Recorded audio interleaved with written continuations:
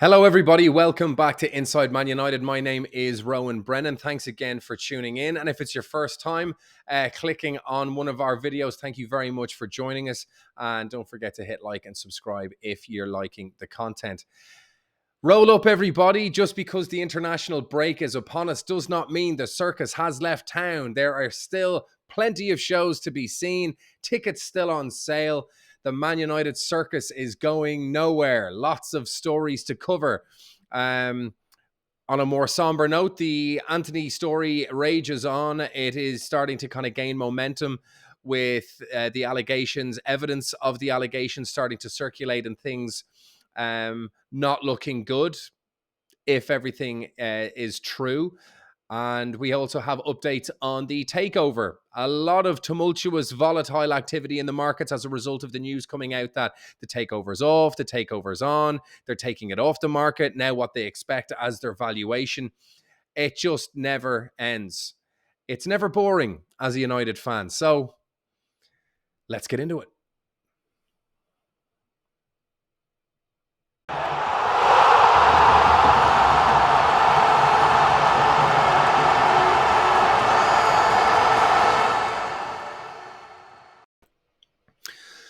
So the Antony case, or allegations that are coming out now, it looks very, very serious, and it's, it's starting to really ramp up in terms of the momentum and the pictures that have been released. Excerpts from text messages have been released as well, all over the internet. The accuser, a lady by the name of Gabriella Cavallin, this was Antony's girlfriend during his time at Ajax, I think pretty early on in his career at United, as she had moved over to Manchester, I think when she was pregnant with their child. And there have been cases of abuse in Sao Paulo when they were over there together. There is apparently 4 incidents in total, major incidents, whereby there was a physical altercation. So Sao Paulo police have already begun their own investigation into these accusations. He has since been dropped from the Brazil national team pending the results from that. Pictures have now been released of his current girlfriend, Rosalind Silva, leaving his home in Cheshire amid these allegations. How you read into that, I don't know. I mean, one might think, well, if she wanted to be supportive of him, she'd stay. But at the same time, she's probably been advised to get the hell out of the UK because there's going to be a media shitstorm. People are going to be shoving cameras and microphones into her face. What do you feel about Antony? What have you got to say about this? Has he done the same to you? To be honest, I don't blame her. If I were her, I don't think it's any show of a lack of support. I think it's just getting out of the way of the crossfire so she doesn't get caught up into something that frankly has nothing to do with her and is just going to be an unwelcome amount of stress for her. And I think going back to Brazil is probably a smart move. With one of the allegations coming out of Sao Paulo, obviously the Sao Paulo police are now involved in and engaging in their own investigation. However, one of the other apparent occasions of assault did happen in Manchester. So could the Greater Manchester Police get involved in this as well, as there is a case in that locality? That remains to be seen. What do United do in this case? Do if he's capable of playing in 2 weeks' time against Brighton, or 11 days or 10 days' time, I think it is now, when the international break is over, should he start? If he hasn't been charged and he's still an innocent man, again, these are only allegations. Just because there was serious stuff with Greenwood doesn't necessarily mean this is true. It also doesn't mean it's not true. But again, they are only allegations at this point. And these allegations have been circulating for the last few weeks, and Antony has been playing. So until official charges have been brought, should there be any change to what has been going on, which is him continuing to go to work and do his job. Now, there's 2 different issues here. Do United continue to play him based on his form? The answer there would be no. But if they do drop him, does it look like they've dropped him as a result of the allegations, or do they drop him because of his form? Could that knock his confidence in the middle of something that is obviously going to be very, very stressful for him? Again, remembering that these are just allegations. He's not been, nothing has been proven yet, although the pictures don't look good. again, these are very complicated scenarios. There's a lot of responsibility on the club now as to how they progress with this. I mean, that this is just an echo of what happened with Greenwood and what they do. You know, have they learned their lessons?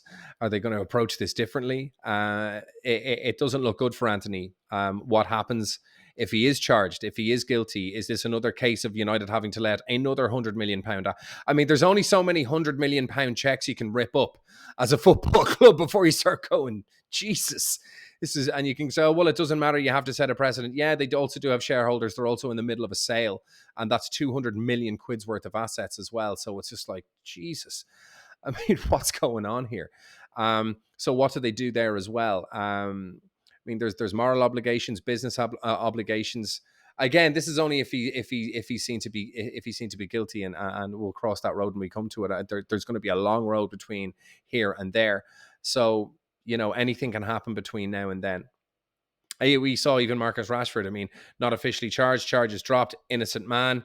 And there was still a huge fuss over what the club do and a massive backlash over them potentially keeping him. Will the same thing happen, Antony, even if the charges are dropped? Oh, well, did he pay her off? Is it because of lack of evidence? Is the nature of the allegations enough to get him out of the club?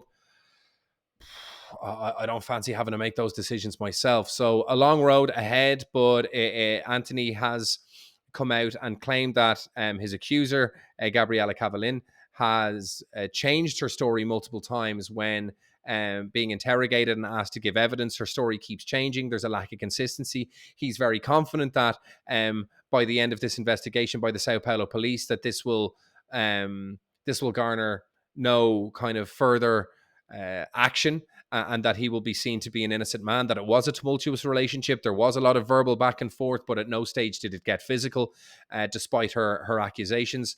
So how this is proven true or false remains to be seen, but that is the latest anyway, with his current girlfriend, Rosalind Silva, seen going back to Brazil. I think just wanting to get out of the way of all the mudslinging, and rightly so, in my opinion. So how that develops, we will see. But any extra news or updates on that, be sure that Inside Man United will be giving you the very, very latest.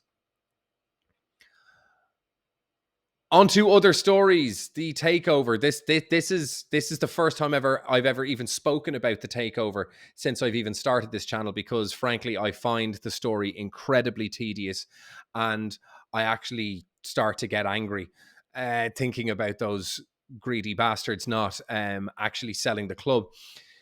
So as a result of the rumours that the United sale was off, United's share price dropped anywhere between 18 and 20%, depending on which outlet you read.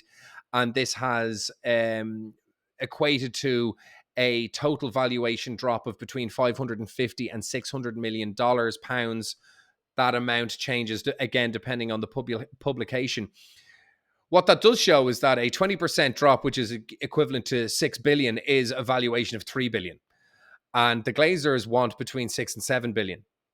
Now, apparently the rumor why they want to take it off the market is because an NFL team in Washington has just gone ahead, and it's the largest sale of a sports franchise in sports history.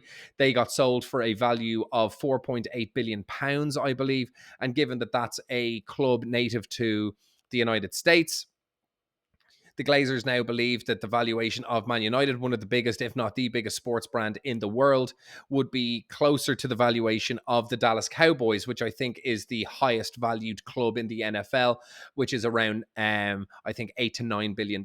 Therefore, they believe Manchester United should be valued at closer to that.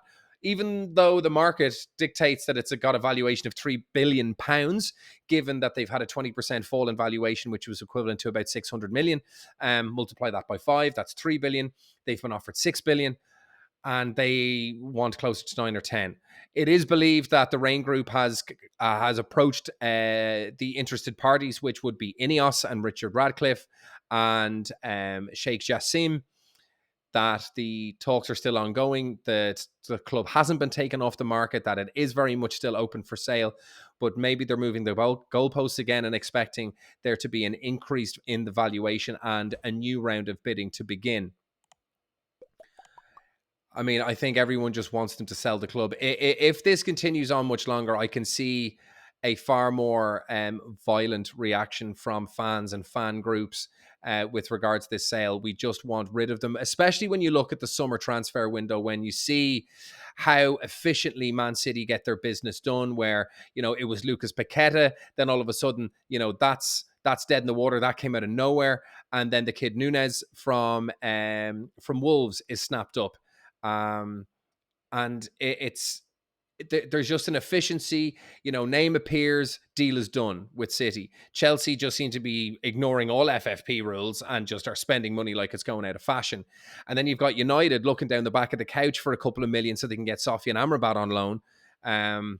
Because they, you know, spunked 60 million quid on Mason Mount, who has not been a success since he arrived, but time should be given to him. And 100 million blown on Antony, who has been very, very poor since he began. I mean, you'd say maybe his first season was average given the return. You know, he's young, new league, new country, new language, new team, same tactics. And now this furore over Antony. I think the fans are just getting pissed off with how the club are being run, with what's going on with players, with what's going on with recruitment. And there's just a toxic dark cloud hanging over the club. And the fans are going to get angry for a variety of different reasons outside of the Glazers and the takeover. But this all starts with the Glazers.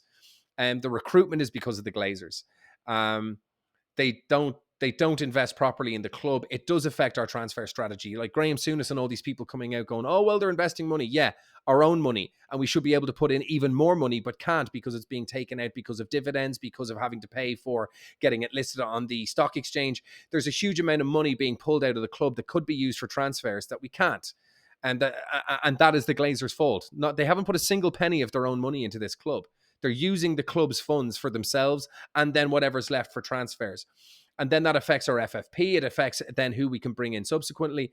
Sofian Amrabat should have been in that club for the first day of the season. He should have been starting. He should have been playing. Could results have been different? I have no doubt they could have been different. But again, that's all speculation. So the takeover talk seems to be raging on. The share price has taken a massive hit. Good enough for them. I hope it keeps taking a hit. You got to keep hitting these guys where it hurts, which is in their pocket. The only thing these guys understand is money. They haven't a clue how to run a club. They have no idea about culture. They have no idea about fan importance, about communication, about respect for the management, the players, anything. The Glazers need to go. They are a vampiric, succubus, parasitic leech on this club. And they need to be real careful because these fans are going to turn on them in a very, very nasty way. And it's going to be a lot worse than invading the stadium and disrupting matches and protests outside the megastore to make sure that is just the beginning.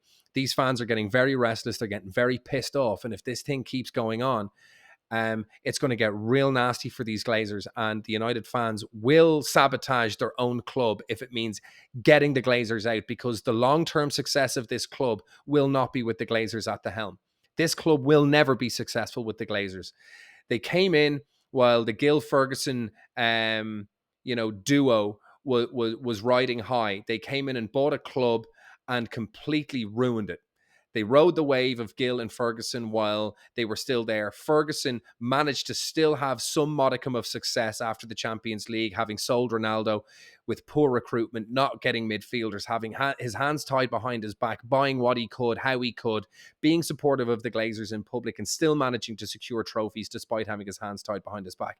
As soon as he was gone and Gill were gone, and it was left into the hands of the Glazers, and then they had to recruit their own people, it has been a catastrophic landslide into obscurity and mediocrity since then. And they need to go. Under their stewardship, this club has gone from a titan of the game, the very top of the pile, into a laughingstock and a circus. They need to go, and they need to go now. Take your money and piss off. You're going to get double what the club is worth. Now apparently you want triple. Just go away. You're not wanted. You're not needed. You're ruining the club, and we just want to see the back of you.